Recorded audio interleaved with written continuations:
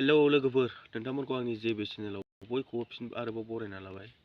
दायो आं मोनसे गोनांथार भिडिअ लाना फैदों लोगोमोन। दा नोंथांमोना भिडिअखौ स्किप खालामालासे जोबजासिम नायलांबानो जाबाय।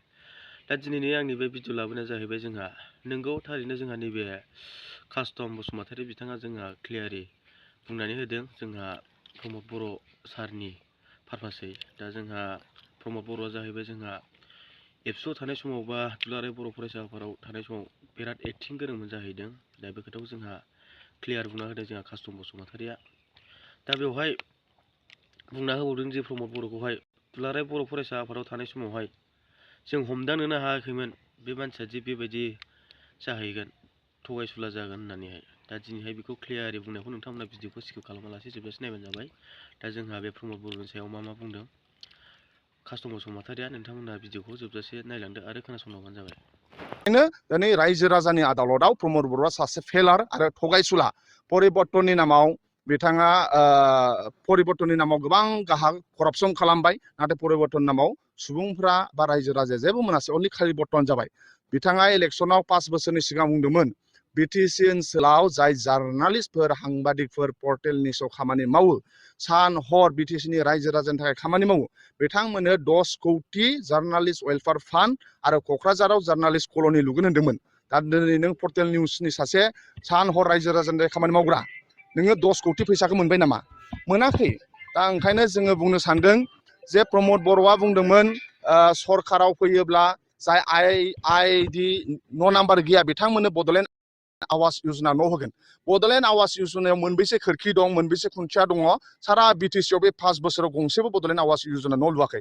इभेन जोङो बिपिएफआ न' नांगौ होननानै न' जे लिस्ट हरनाय बेखौ इउपिपिएलनि बिसिडिसिनि चेयारमेनफोरा गोबां करापसन खालामदों। दा ओंखायनो इउपिपिएलआ थांनाय बिटिसि इलेक्सनाव जेरैबायदि खोथा होदोंमोन ना, मोनसेबो मावनो हायाखै बे 5 बोसोराव।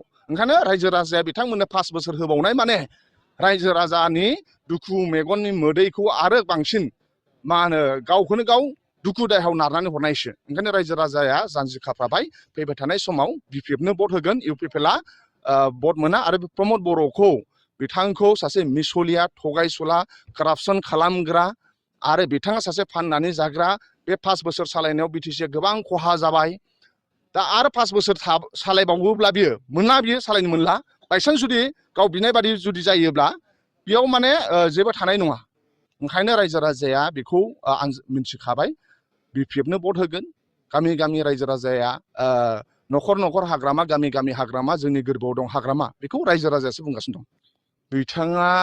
बिथांखौ मिसलिया होननानै जोंबो सानाखैमोन। आंबो बिजों दुलाराय बर' फरायसा आफादनि सासे मावथिमोन। दुलाराय बर' फरायसा आफाद थानाय समाव बे बिथाङा बुंदोंमोन, जेरैबायदि खोथा होदोंमोन, गाव शिफ्ट जाखांनायनि उनाव मोनसेबो बेयो खामानि मावाखै। कुनु दिन एमएलए मन्थ्रि जाया होननाय सुबुङा दिनै गावहा जाहैबाय, नङा होमबा?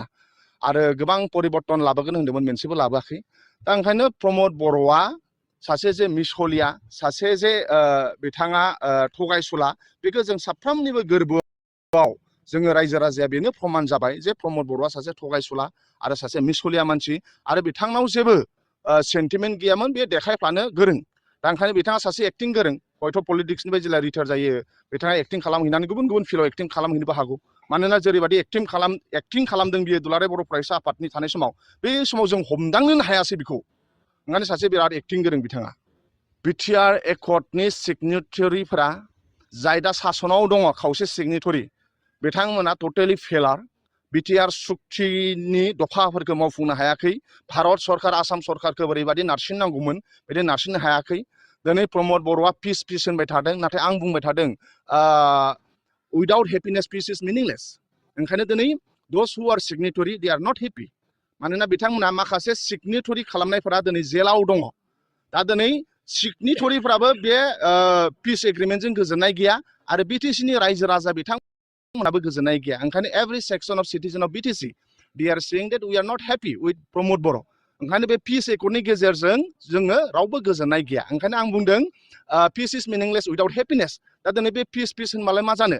दिनै सिगनेटरिफ्रा माखासे जेलाव दं, बिसोर गोजोननाय गैया, आरो बे बिटिसिनि रायजो राजा बिथांमोनहा गोजोननाय गैया। ओंखायनो बे मिनिंलेस होननानै आं सानो। मानोना उइदाउट हेपिनेस पिस इज मिनिंलेस।